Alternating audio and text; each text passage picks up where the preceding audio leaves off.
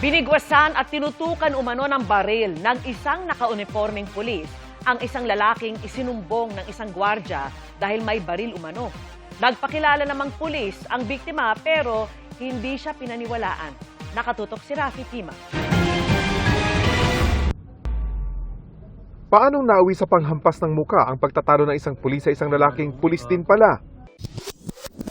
Sa umpisa, tila normal na nag-uusap lang ang dalawang lalaki sa labas ng isang supermarket sa Quirino Highway sa Baysa, Quezon City.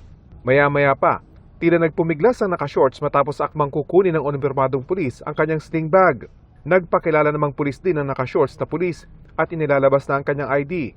Pero bago mailabas ang kanyang ID, pilit na umanong kinuha ang kanyang sling bag. Hindi gaanong kita sa video, pero naglabas na pala ng baril ang naka-uniforming pulis at tinutukan ng nakashorts na pulis at mabilis kinuha ang kanyang sling bag. Hawak ang kwelyo ng sinitang pulis, ipinasok na naka-uniforming pulis ang kanyang sinita pabalik sa loob ng supermarket. Sa investigasyon, lumalabas na pinaghinilaan palang nakashorts na pulis dahil lang daw sa kanyang suot. Palabas na siya ng establishment. So, pinakita niya yung receipt niya. Hindi niya pala alam na itong supervisor sa grocery store is nagtimbre na dito sa mga security guard na parang suspicious, allegedly suspicious. Ang nakashorts na pulis, investigador pala ng kalapit na QCPD Station 3. Ang nanitang pulis naman, naka-assign sa Malabon Police at nagkataong nasa supermarket na pinagsumbungan ng mga security guard kaugnay sa kahinahinala daw na lalaki. Sa loob ng supermarket, naging lalong agresibo ang uniformadong pulis at hinampas sa muka ang kanyang sinita. Nung nadapa, sabay dinaganin itong muka niya, tsaka pinusasan.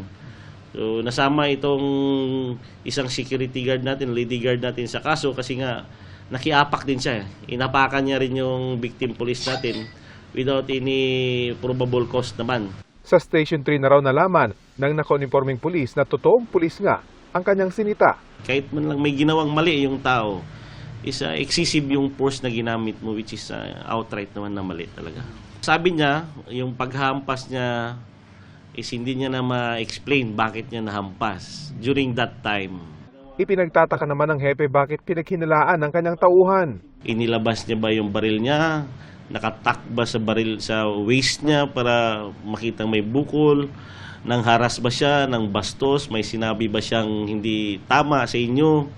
Sabi naman sa akin, sir, wala po. Dahil po sa suot niyang nakaitim siya na jacket, tapos mayroon po siyang parang bonnet pero hindi naman nakatakip, sa ulo lang. Hininga ng GMA News ng reaksyon ang mga kawini ng supermarket pero wala umano roon ang taong pwedeng sumagot sa mga tanong. Naharap sa kasong grave threat, physical injury at grave coercion ang taga-pulis Malabon. Kung tingin nyo naman doubtful kayo sa identity ng individual, is gawin lang natin yung bagay na dapat nakabase sa police operational procedure natin and nothing more, nothing less. Maga ngayon ang kaliwang pisngi ng hinampas na pulis pero maayos na ang kalagayan. Rafi Tima, nakatutok, 24 oras.